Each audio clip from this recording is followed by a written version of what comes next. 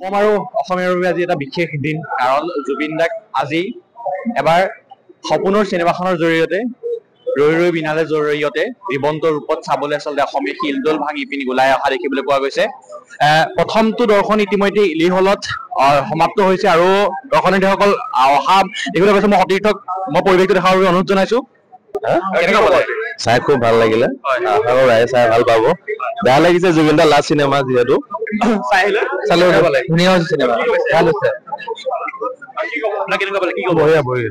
কবলৈ কি আছে, জুবিন দাক দেখা পাই মানে আবেগিক হৈ পৰিলো। গোটেই চিনেমাখনত জুবিন দা মানে এনেকুৱা লাগিছে যেন জুবিন দা আকৌ ওলাই আহিব আমাৰ মাজত, আকৌ লগ পাম। মানে গোটেই মাজতে যেতিয়া সাগৰত মানে ডুবি যোৱা যিটো চিন দেখিলো, তেতিয়া মানে বুকুখন একদম বিষাই গল। মানে তাৰপিছত যেতিয়া আকৌ মানে ভাবিছো যে এনেকুৱা লাগিছে যেন জুবিন দা আকৌ আমাৰ মাজত ঘূৰি আহিব, তেনেকুৱা লাগিছে।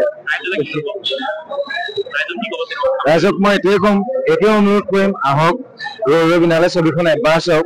আৰু যিহেতু জুবিন দাৰ শেষৰখন চিনেমা, মই ভাবো চবেই ভাল পাব। আৰু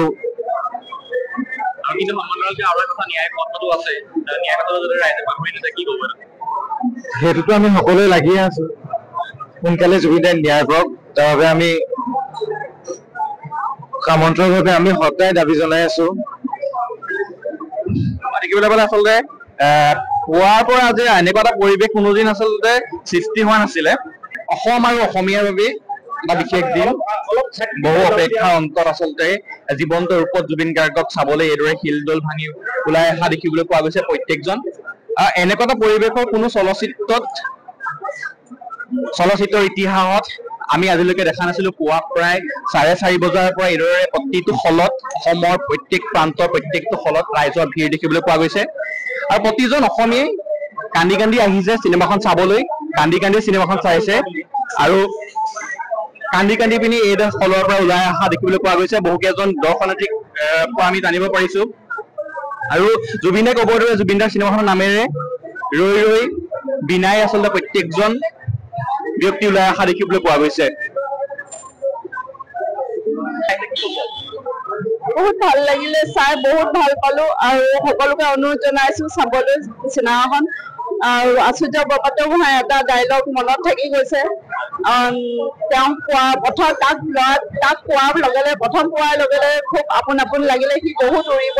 সঁচাকৈ জুবিন দা আপোন, আমাৰ প্ৰথম দিনাৰ পৰা আপোন। আৰু জুবিন দা সদায় অসমৰ আকাশে বতাহে উৰি থাকিব আৰু আমাক ওপৰৰ পৰা আশীৰ্বাদ কৰি থাকিব। এয়া জুবিন দাক বহুত মৰম লাগিছে, খুব ধুনীয়া নতুন জুবিন দা আহিছে। নতুন জুবিন দা আমাৰ মাজত সদায় থাকি যাব।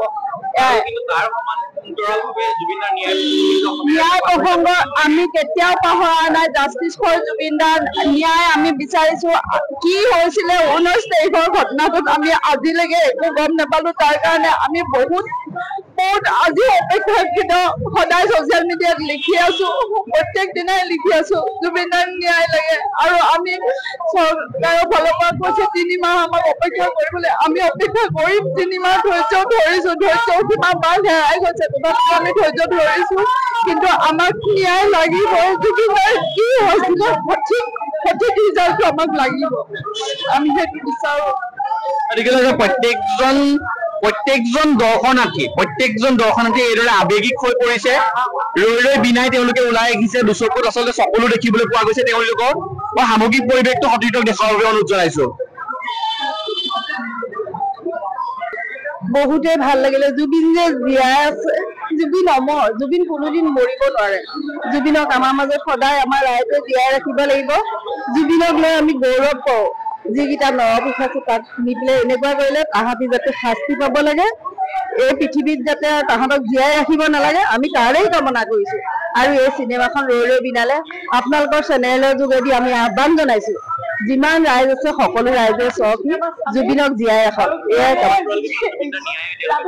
ন্যায় কাৰণে সকলো লাগি আছে। ন্যায় এদিন নহয় এদিন হ'ব। তাহাঁতক পটককে মাৰিও পেলাব নোৱাৰে। মই আপোনালোকৰ চেনেলক দিয়ে জনাইছো, তেওঁলোকক মাৰি পেলালে আচল কাহিনীটো নোলাবই দেখোন। জুবিনৰ ধন টকা পইচা খিনি লুপ্ত হৈয়ে থাকিব।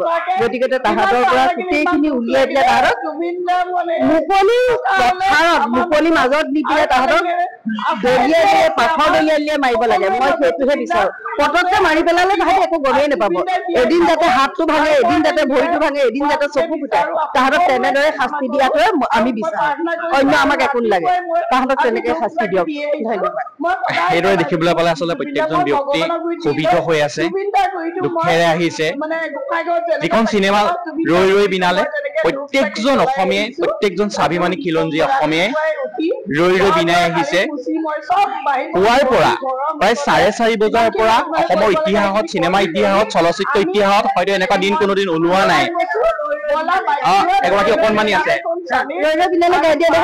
চিনেমা চাই আহিছিলে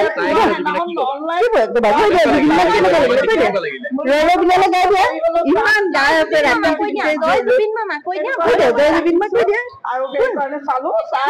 দেখিলে ইতিমধ্যে প্ৰত্যেকজন ব্যক্তিয়ে প্ৰত্যেকজন স্বাভিমানী খিলঞ্জীয়া ব্যক্তিয়ে জুবিন দা চিনেমাৰ নামৰ দৰে ৰৈ ৰৈ বিনাই হলৰ পৰা ওলাই আহিছে প্ৰত্যেকজন ব্যক্তিয়ে চকুপানী চকুলো আমি দেখিবলৈ পাইছো আচলতে অসমীয়া চলচ্চিত্ৰৰ যদি ইতিহাস চাবলৈ যাওঁ এই ইতিহাসত এক নজিৰ ঘটনা হৈছে প্ৰায় 4:30 বজাৰ পৰা দৰ্শনাৰ্থীসকলে প্ৰত্যেকটো হলত অসমৰ প্ৰত্যেক প্ৰান্তৰ প্ৰত্যেকটো হলতে দৰ্শনাৰ্থীসকলে ভিৰ কৰিছেহি আৰু প্ৰত্যেকজন ব্যক্তিয়ে ৰৈ ৰৈ বিনাই চিনেমাখন চাবলৈ আহিছে চিনেমাখন চাই থকা অৱস্থাত তেওঁলোকে কান্দিছো বুলি কৈছে জুবিন দাক জীৱন্ত ৰূপত তেওঁলোকে দেখি কান্দিছে আৰু ওলাই অহা পৰত আপোনালোকে দেখিলেই তেওঁলোকে চকুত চকুলৈ ওলাই আহিছে সময়ৰ খবৰ সময়ত পাবলৈ ফলো কৰক টাইম অফ